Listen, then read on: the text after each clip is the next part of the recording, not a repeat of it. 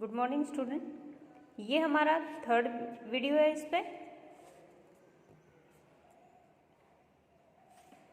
जिसमें आज हम पढ़ेंगे अनुपात विश्लेषण के उद्देश्य एवं उपयोगिता, objective and utility of ratio analysis. तो ये जो चैप्टर पढ़ रहे हैं हम अनुपात विश्लेषण, उसका ऑब्जेक्ट क्या है, उसकी यूटिलिटी क्या है, अनुपात विश्लेषण के उद्देश्य एवं उपयोगिता, ठीक है, ये पढ़ेंगे आज हम। तो वित्तीय विवरणों में उल्लेखित कोई अंक स्वयं में महत्वपूर्ण नहीं होता। वित्तीय विवरणों में उल्लेखित कोई अंक स्वयं में महत्वपूर्ण नहीं होता। उसका वास्तविक महत्व तभी स्पष्ट होता है जब किसी अन्य अंग या अंकों के संदर्भ में उसे व्यक्त किया जाए। अनुपातों की गणना से इस उद्देश्य की पूर्ति होती है। अनुपातों की सहायता से बड़े से बड़े अंकों तथा अंकों के समूहों को संक्षिप्त व सरल बनाना संभव हो जाता है, जिससे उनमें निहित अर्थों को सरलता से समझा जा सकता है। तो ये क्या कर रहा है, एक अंक, जैसे बिजनेस में हमने कह दिया सिर्फ सेल हमारा है 10,000, तो 10,000 है। अगर उसके अलावा अगर हमें कोई डिटेल ना पता हो कि उसका स्टॉक कितना है, उसके असेट्स कितने हैं, उसकी लायबिलिटी कितनी है, तो एक सेल से आप कंपैरिजन नहीं कर, मतलब उसका एनालिसिस नहीं कर सकते कि वो कंपनी अच्छा कर रही है, बुरा कर रही है, या ये सेल कम है या ज़्यादा है। तो ओवरऑल पिक्चर उससे समझ में नहीं आएगी। लेकिन जब 10,000 का सेल बता रहे हैं और हमें इसके साथ इंफॉर्मेशन ये भी हो कि उसमें सिर्फ मात्र 10 रुपये का प्रॉफिट हुआ है, तो वो 10 और 10,000 का जब हम रेशियो निकालेंगे तो ये दिख रहा है कि प्रॉफिट कंपनी अच्छा नहीं कर रही है, ठीक है। और दूसरी तरफ अगर हम ये देखें कि 10,000 का सेल है लेकिन उसमें प्रॉफिट 5,000 का दिखा रहा है, तो मतलब इसमें एफिशिएंसी, जो कंपनी की एफिशिएंसी है वो बहुत ज़्यादा अच्छी है कि 50% प्रॉफिट कमा रही है कंपनी सीधे 5,000 प्रॉफिट और 10,000 का सेल्स है, 10,000 पे ही 5,000 का प्रॉफिट कमा रही है, मतलब कंपनी बहुत अच्छा है, तो उसकी इफिशिएंसी है। तो यहाँ क्वांटिटी नहीं देख रहे हम, लेकिन उसकी क्वालिटी कि वो बहुत अच्छा कर रही है, उसकी इफेक्टिवनेस, इफिशिएंसी बहुत अच्छी है कंपनी की। तो इस तरह दो अंकों का कंपैरिजन होना ज़रूरी है। सिर्फ सिंगल एक डिजिट से हम उसके बारे में कुछ भी नहीं कह सकते। अब है गणना में सरल एवं शीघ्र बोधगम्य होने के कारण अनुपातों का वित्तीय विश्लेषण में उपयोग बढ़ता जा रहा है। गणना में सरल एवं शीघ्र बोधगम्य होने के कारण अनुपातों का वित्तीय विश्लेषण में उपयोग बढ़ता जा रहा है। बायमैन के अनुसार वित्तीय अनुपात उपयोगी इसलिए है क्योंकि ये विस्तृत एवं कठिन गणना के परिणामों को संक्षिप्त सारांश देते हैं। ये शॉर्ट में आप समझ जाते हो रेशियो निकालने से। फिर अनुपात की विश्लेषण तकनीक में केवल अनुपातों की गणना ही नहीं की जाती, बल्कि वित्तीय विवरणों के विभिन्न मदों में गणितीय संबंध का निर्वचन भी किया जाता है। तो अलग अलग तरीके से कंपेयर करते हैं हम उसको। हेल्फर्ट के मुताबिक अनुपात विश्लेषण तुलनात्मक उच्च या निम्न कार्यक्षमता तथा किसी औसत या तुलनात्मक प्रमाप से महत्वपूर्ण विचलनों की प्रवृत्ति को मालूम करने के लिए मार्गदर्शन एवं संकेत का कार्य करता है। जे पट्टी के मतानुसार प्रबंधक वर्ग के लिए भी अनुपात का प्रयोग उसके आधारभूत कार्यों पूर्वानुमान, नियोजन, समन्वय, नियंत्रण और संवहन में सहायता पहुंचाता है। अब देखो, अनुपात विश्लेषण के उद्देश्य एवं उपयोगिता निम्न तथ्यों से स्पष्ट होती है। पहला है वित्तीय प्रवृत्ति स्पष्ट करना, एक्सप्रेसिंग ट्रेंड्स, कि कैसा ट्रेंड है, कि कंपनी जो कर रही है वो ग्रोइंग स्टेज में है या वो ग्रोथ नहीं कर रही है, ट्रेंड क्या है उसका। वित्तीय अनुपातों का प्रयोग भूतकालीन लेखा विवरणों से लागत, विक्रय, लाभ तथा अन्य महत्वपूर्ण तथ्यों की प्रवृत्ति पर प्रकाश डालने के लिए किया जाता है।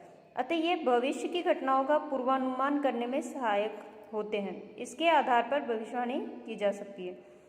जब आपका जो हम बनाते हैं चार्ट, ठीक है, तो ये एक्स लाइन और ये वाई एक्सिस। अब उसमें अगर हमारा प्रॉफिट इस तरह शो कर रहा है बढ़ते हुए क्रम में, 0 से बढ़ते हुए क्रम में, तो इसका मतलब कंपनी में प्रॉफिट हो रहा है। और अगर यही इस तरह डाउनवर्ड शो करे तो इसका मतलब है कि कंपनी पहले अच्छा कर रही थी लेकिन अब लगातार उसका प्रॉफिट जो है वो घट रहा है। तो ये डायग्राम के पर्सपेक्टिव से मैंने आपको इस तरह बता रही हूँ मैं आपको।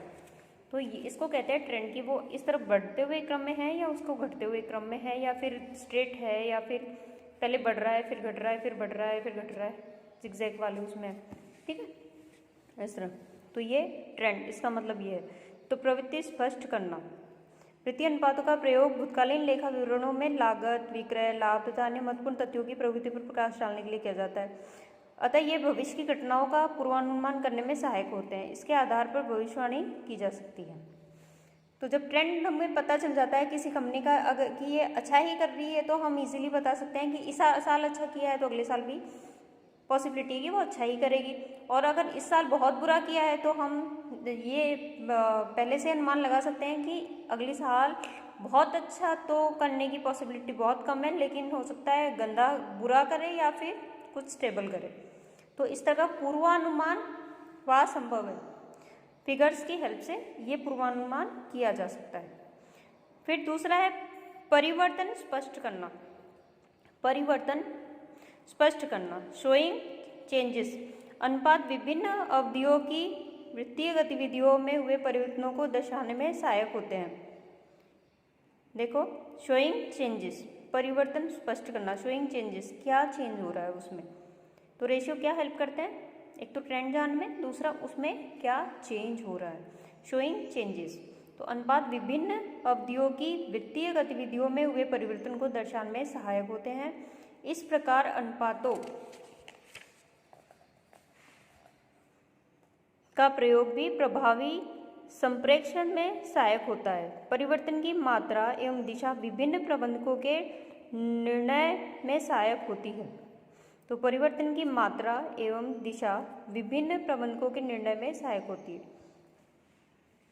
उसकी क्वांटिटी क्या है, उसका डायरेक्शन क्या है, ये सब मैनेजमेंट को हेल्प करता है डिसीजन लेने में, ठीक है। फिर है मानक निर्धारण, सेटिंग स्टैंडर्ड्स। फिर है, देखो, सेटिंग स्टैंडर्ड्स। स्टैंडर्ड हम कब सेट कर पाएंगे, पहले चेक करना पड़ेगा कि, देखो रीड करती हूँ मैं, फिर डिटेल में समझाती हूँ। अनुपातों के माध्यम से संस्था की सामान्य कुशलताओं को ध्यान में रखते हुए, अनुपातों के माध्यम से संस्था की सामान्य कुशलता को ध्यान में रखते हुए संस्था की उचित गतिविधियों के मानक निर्धारित किए जा सकते हैं। तो सामान्य कुशलता को ध्यान में रखते हुए मतलब आपके पास कंपनी की कार्य कुशलता कैसी है, जैसे उसमें एम्प्लॉय जो काम कर रहे हैं, जब आप देखो उनको वॉच आउट करोगे, देखोगे, और आपको पता है जैसे एक टेलर की शॉप है, आपको पता है वहाँ जाओगे और आपने कोई शर्ट सिला ली, ठीक है, और वो बहुत ही अच्छी फिनिशिंग के साथ में सिली है, तो आपको पता है ये इसकी एफिशिएंसी अच्छी है। छोटी शॉप है लेकिन क्वालिटी अच्छी है सिलाई की, ठीक है।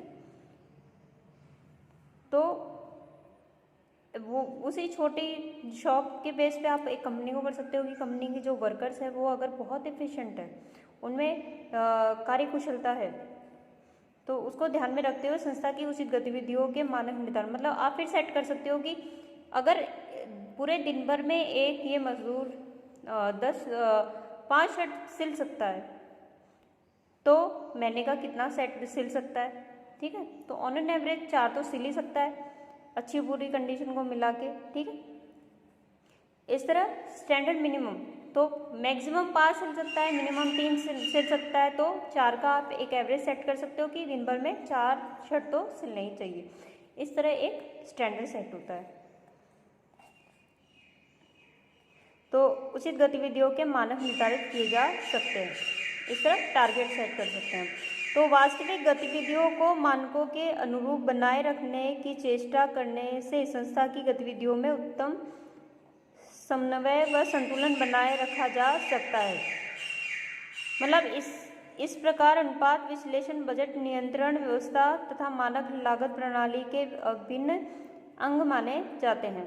तो क्या है इस प्रकार अनुपात विश्लेषण, तो जो रेशियो एनालिसिस है ये इस तरह हेल्प करता है कि एक तो आप एम्प्लॉयज़ की एफिशिएंसी चेक कर सकते हो कि सेल कितनी क्वांटिटी में प्रोडक्शन हो रहा है, उसके कंपनी में सेल कितना हो रहा है, इस तरह कॉस्ट कितनी लग रही है, प्रॉफिट कितना हो रहा है,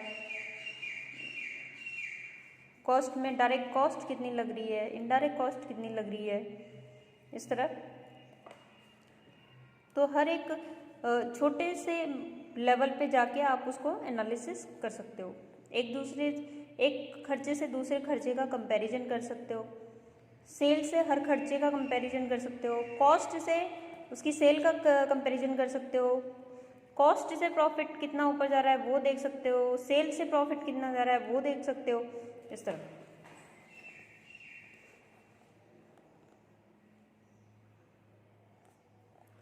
प्रभावी नियंत्रण, इफेक्टिव कंट्रोल। अनुपात विश्लेषण का प्रयोग संस्था के कार्य परिणामों तथा लागतों पर उचित नियंत्रण के लिए किया जाता है।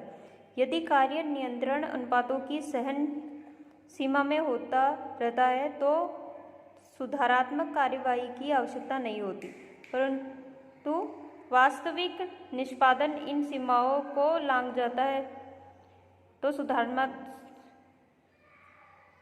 ओके।